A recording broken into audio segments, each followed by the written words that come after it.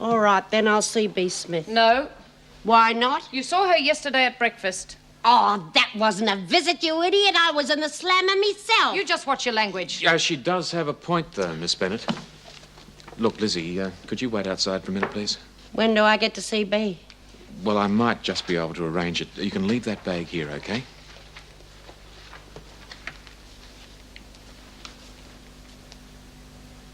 Well?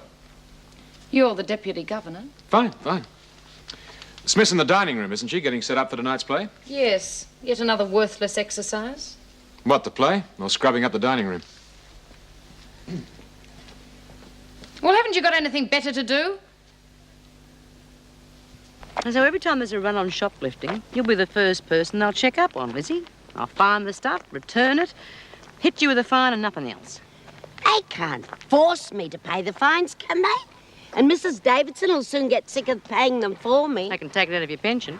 Can they do that? It's my money. Of course they can. Let's get a court order and that's that. Supposing I smashed all the stuff I stole.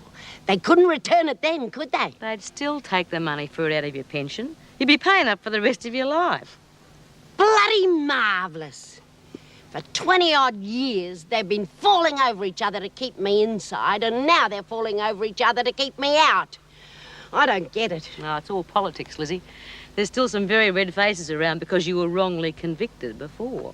They want you out and free so they can prove to the rest of the world what wonderful human beings they really are, after all. And you and me, and the rest of us, we're just the ham and the sandwich. Time's up. Already? Yes, already. Now hurry up, Smith. It's almost lunchtime. You have to accept it, Lizzie. Take what's dished out to you.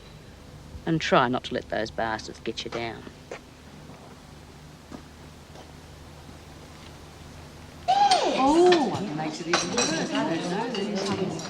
Oh, Meg, I'd like you to meet Ken Pierce. Ken, this is Mrs. Meg Jackson. Delighted to meet you, Mr. Jackson. You too. Well, this is your theatre for the evening. I hope it's okay. Well, fine, just fine. Well, that's dinner over. Perhaps you'd like to direct operations, show them where you want everything? Sure. Yeah, Ken, I'll leave you to it. Yeah, thanks, Paul. Ladies, I'd like to introduce you to Mr. Pierce. The name's Ken, please. Oh, Ken. Well, Ken and his drama group are performing the play for you tonight. Doesn't look like Ken, a theory to me. How would you know? Things, show them where you want things. Okay, well, first of all, ladies, could we get rid of some of these tables, please? Yes, Smith, what is it? All the tables? Well, the more space we have. And what are we going to do about the refreshments afterwards? Eat them off the floor? Of course, refreshments. After more than 20 years in jail, I should have realized. You look after your bed, your body, and your ablutions, right? And the rest can take care of themselves. What's your name? B. Smith. And is that a name or an initial? Name. B-E-A. Do you mind if I call you that? You like? Fine. Oh, and thanks for reminding me about my priorities. So what about the tables? Well, put a couple of them over there for the tea and pickies and clear the rest away. Would you like me to get them moving for you? Could you? Okay, girls, you heard what the man said. Come on, let's go. Move it. Well, he seems to have injected some enthusiasm into it. Yeah, I'm not sure it's the idea of seeing the play, the refreshments afterwards, or the break in the routine that's causing all the enthusiasm. Cynic. You going to stay behind? Might be worth watching. No. My evening's all tied up. Oh, yes, I forgot. Oh, it comes of living on your own. Wife, family, house, the full catastrophe, eh? Yeah, the full catastrophe. Well, you've got quite a way with the other women here. They certainly take notice of you. Don't know what's good for them. Do they stick with you? Us cons stick together. That's great.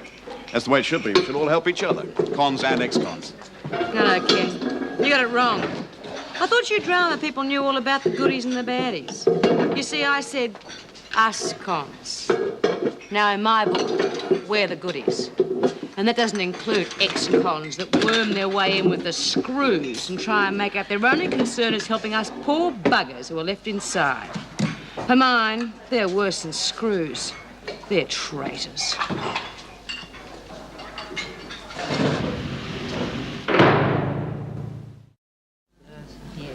It's the fastest. Yay, Meg! How about a strip, Meg? thought Jim Fletcher would be here. No, he's got family commitments, I think. Well, if it's anything like the Christmas show, he hasn't missed a thing. Exeter State Prison can provide. What's the one with the with that moustache and tickle. Icebox blankets. Spare toolbox. Hey, and there's one for Vera. Oh, she's got one. Now, ladies, may I have your attention, please? While our actors are preparing for tonight's piece, I would first of all like to welcome you to this performance by the D4 Players and to give you some idea of our background. First of all, we were formed 5 years ago in Exeter State Prison, where a handful of us got together for debating and poetry reading, public speaking, etc. From an original membership of 5, hence the handful, we now have some 50 to 60 prisoners actively involved. Well, naturally, they couldn't all be here tonight. Oh, why not? Well, some of them had to stay home and look after the store. And others had to go to bed early because they were naughty. From the odd one-act play, performed in areas much smaller than this, I might add, we've progressed to a point where we can perform full 3-act plays in halls and theatres throughout the state. Of course, we have not yet progressed to the point where we can go out on our own. But it is comforting, particularly here tonight, to know that Big Brother is here to protect us and to look after us and make sure we don't get interfered with in the blackouts. Oh, down with Big Brother. Now, apart from performing, many of our members actually contribute by writing our own plays. We do all our own set designs and construction. We organise and record our own sound effects, etc. In fact, the full thing. And I can assure you, it's a lot of fun. Look, don't take my word for it. Just sit back and enjoy this play, which is a 2-act play simply entitled Green. Green? Yeah. Oh, and by the way, if you're talking of titles, if you're wondering why we're called the D4 Players, it's quite simple. D for drama. Thanks, Mrs. Jackson.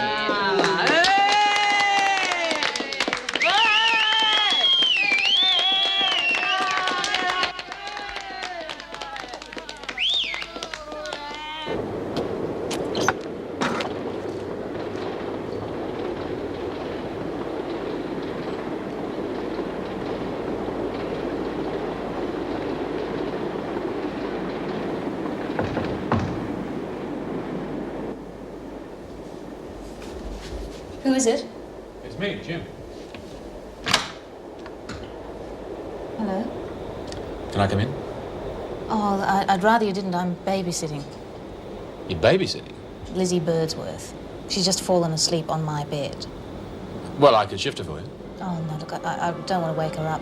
I couldn't stand another session of those bees won't let me back in with my friends. She's not still on about that, is she? Yes. Well, why don't we go for a walk, get a bit of fresh air? Do you good. Did you come all this way to ask me to go for a walk?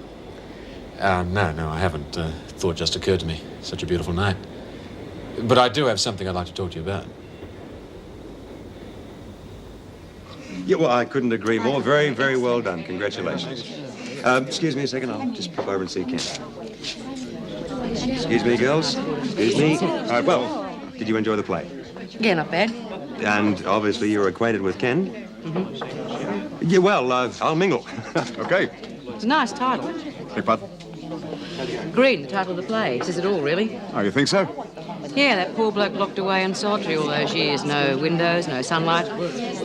She's just about to give you a right arm for a blade of grass. You sound as though you know the feeling. Yeah, I know the feeling.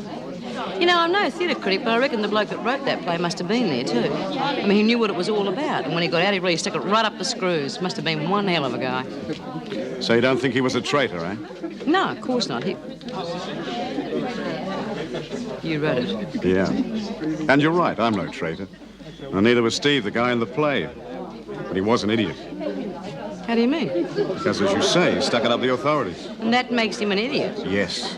Because it cost him his life. And that's the real meaning behind the title Green. It's nothing at all to do with trees and wide open spaces. It was him. Steve's as green as they come. And you're not. I'm alive. And sticking it up the authorities.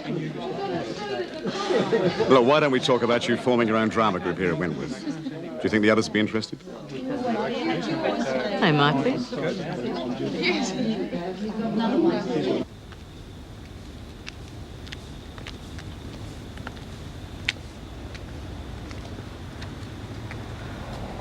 Thank you for the walk.